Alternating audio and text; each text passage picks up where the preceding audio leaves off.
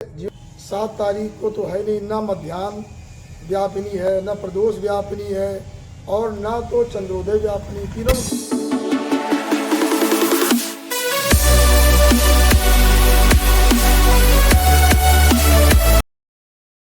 ओम शिवाभ्याम नमः।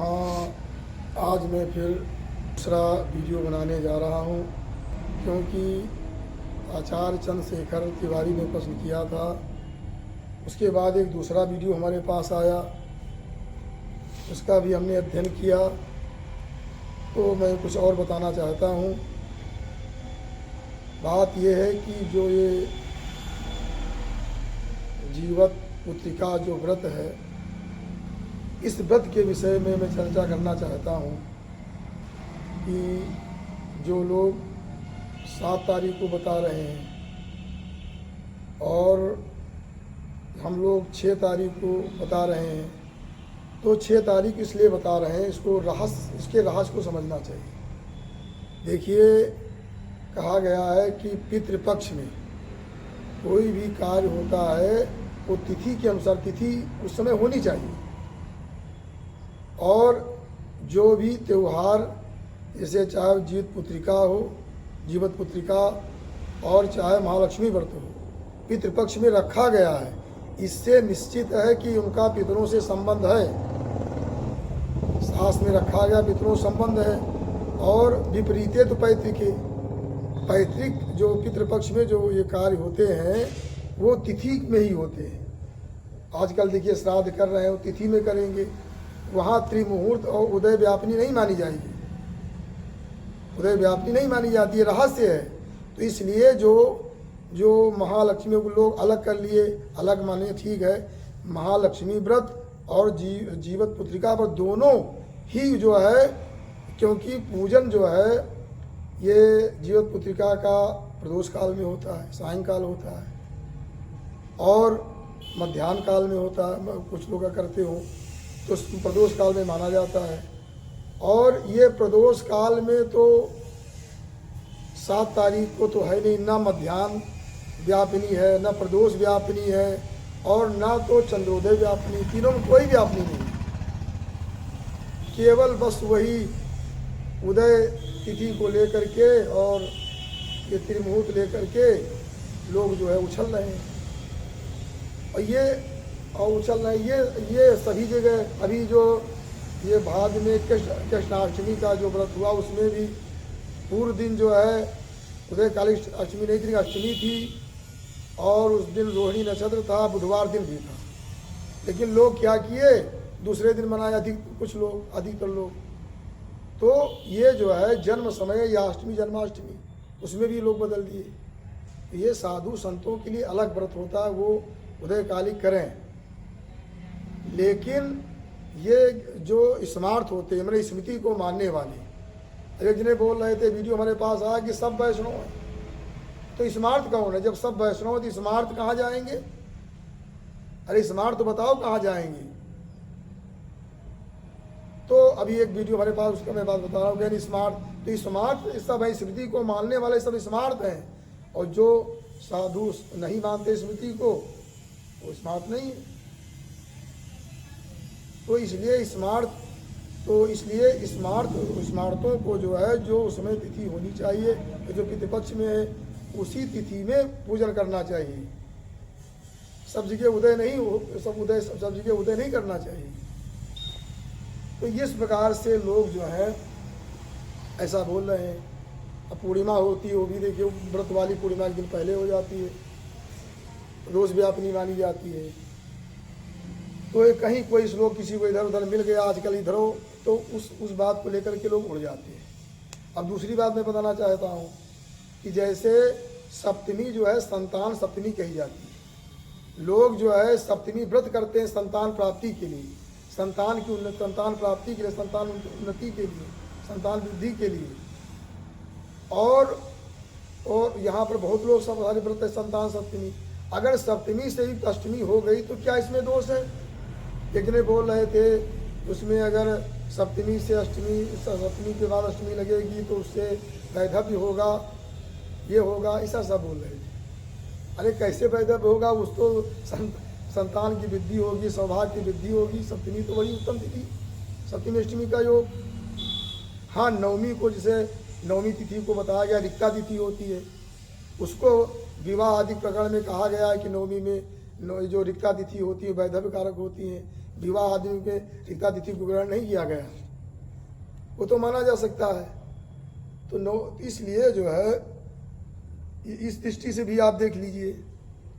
इसलिए महावीर पंचांग में जो है इसलिए बताया गया है 6 तारीख को ही महालक्ष्मी व्रत और जीवित पुत्रिका व्रत दोनों बताया गया। और दूसरी बात जो हमने पहले एक वीडियो में बताया था, इसमें लिखा था कि निर्णयामृत मदन रत्न में ऐसा बताया गया, निर्णयामृते मदन रत्न, उसमें बताया गया, उसी का श्लोक था कि जो है पूर्वा व परिविद्धा व ग्राह्या चंद्रोदय सदा, चंद्रोदय में ही ग्रहण करना चाहिए। ये दोनों व्रतों के लिए है। चंद्रोदय व्यापनी हो, चंद्रमा उसमें चंद्रमा को तिथि प्राप्त कर रही हो, चंद्रमा को प्राप्त करने से तिथि में चंद्रमा जो है आह्लादता उसमें आ जाएगी, तिथि जो है उसमें पावर आ जाएगा। तो इसलिए जो है चंद्रमा उसी तिथि में उदय हो एक बात, और ये सायंकाल पूजन ही होता है। दोनों का भेद करना क्या, दोनों व्रत उसी 6 तारीख को ही होना चाहिए। और ये भी हमने जो कहा था कि जो है पुत्रहा नवमी विद्या, ये दोनों व्रतों के लिए है। नवमी विद्या जो है पुत्रहा पुत्र ये जो है जीवित पुत्रिका व्रत है, और पुत्र के लिए कहा जा रहा है कि पुत्रहा नवमी विद्या। तो सब प्रमाण दिए गए हैं, देख सकते हैं। तो जब नवमी विद्या ये पुत्र का हानि करने वाली है, तो कैसे नवमी विद्या, नवमी ऐसे तिथि रिक्ता तिथि होती है, कैसे उसमें कर सकते हैं। और दूसरा जो बताए थे विशेषण परित्याज्या नवमी दूषिता, यदि नवमी से दूषित हो जाती है जो अष्टमी इन व्रतों में, चाहे वो महालक्ष्मी व्रत हो और चाहे ये जीवित पुत्रिका व्रत हो, दोनों लक्ष्मी से अगर नवमी से दूषित हो जाती हैं तो इस विशेष करके नवमी से दूषित ना होने पाए। सप्तमी तो संतान देने वाली है, ये संतान वृद्धि करने वाली, सौभाग्य देने वाली। कहीं कुछ कैसे लिख गया क्या, कहीं प्रमाण कोई, और ये प्रमाण में भी कहीं भिन्नता आ जाती है। लेकिन ये जो है जो स्मारकों के लिए यही उचित है। ये सारे व्रत आजकल जो है ये सनातन धर्म के विषय में जो हमारा जो बताया गया है स्मार्त धर्म, स्मार्त के लिए सब दूर होता जा रहा है, सब उदया। तो अब जैसे सप्तऋषि का पूजन जो है मध्याह्न व्यापनी बताया गया, अलग अलग सबके बताए गए, अलग अलग नियम कहा हुआ है। इसलिए कोई एक छोटी सी तो, और बहुत जगह कुछ गड़बड़ भी लिख जाता है, जैसे कि पद्म पुराण के उत्तरखंड में लिखा हुआ है कि पुराण 3 प्रकार के होते हैं, सात्विकी, राजसी, तामसी। और ये भी लिखा उसमें तामसी पुराण पढ़ने से क्या होता है, बताया गया है कि तामसा जो तामस होते हैं निरय हेतवा। अब ये बताइए इतना, अब ये बिल्कुल मिलाया हुआ है। अब ये कैसे हो सकता है तामसा निरय हेतवा, और पुराण शब्द जो पुराण वाचक पुराण शब्द होता है नपुंसक होता है, और मैं पुल्लिंग लिख गया, और निरय हेतवा नरक के हेतु होते हैं। तो 6 पुराण नरक के हेतु हैं। शिव पुराण पढ़ने से नरक हो जाएगा, स्कंद पुराण पढ़ने से नरक हो जाएगा। तो ऐसी बातें जो है ये व्यास जी ने सोचा होगा कलयुग में कोई नरक नहीं जाएगा, तो लाओ हम ये 6 पुराण बना दे ताकि नरक खाली ना हो। क्या विडंबना है। तो क्या ऐसी बातों को हम साथ प्रमाण मान लेंगे? कदापि प्रमाण नहीं मान सकते। ये चीज़ें मिलाई गई, क्योंकि पुराण सब मोक्ष देने वाले होते हैं, सब कल्याणकारी होते हैं। ऐसे कहीं कुछ चीज़ें जो है एक दूसरे को दूषित करने के लिए मिला दी जाती है। लेकिन ये मैं कहता हूँ जो स्मार्त हैं, जो गृहस्थ धर्म अवलंबन करने वाले हैं, अपने गृहस्थ धर्म को समझें। और अधिकतर ये व्रत जो है अष्टमी या व्रत कोई भी हो, चाहे जीव पुत्रिका हो, महालक्ष्मी हो या जन्माष्टमी हो, ये जन्म समय तो जिस समय हम पूजन पाठ करते हैं उस समय वो तिथि होनी चाहिए, उस तिथि का योग होना चाहिए, साक्षात तिथि होनी चाहिए। साक्षात का अलग महत्व होता है, एक साक्षात एक अलग होता है। साक्षात स्नान किए, साक्षात दर्शन किए। तो साक्षात दर्शन करो और एक फोटो से, टीवी से देख लो, दोनों में अंतर होता है। तो साक्षात तिथि जहाँ पर बैठी हुई है, सीधे अष्टमी जो हम पूजन कर रहे हैं, उसका महत्व क्या है? इसलिए इस बहकावे में ना आवे। और ये क्योंकि लोग, और इसमें जो सही है, हमारा स्मार्ट धर्म है, स्मार्ट धर्म के अनुसार हमें सबको 6 तारीख को जो है जीवित पुत्रिका व्रत, जो जीवित पुत्रिका व्रत करना है। और जो महालक्ष्मी व्रत, वो भी उसमें अनुष्ठान, क्योंकि 16 दिन का होता है, उस दिन पूरा होगा। ये सारे कार्य हमें करना चाहिए। और बस इन्हीं शब्दों के साथ वाणी को विराम।